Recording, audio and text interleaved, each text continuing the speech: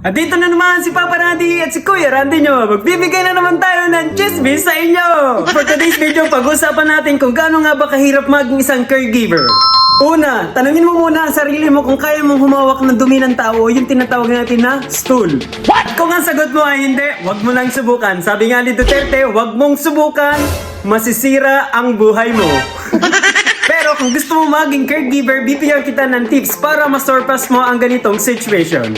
Sa una, sa pangalawa, sa pangatlo, hanggang sa maging 10 paulit-ulit na routine na paghawak natin ng dumi ng tao, yung tinatawag natin ng stool. Oo, tama ang nasa isip mo. Sa una pa lang ay masusuko ka na at mawawalan tayo ng gana sa pagkain o mawawalan tayo ng appetite.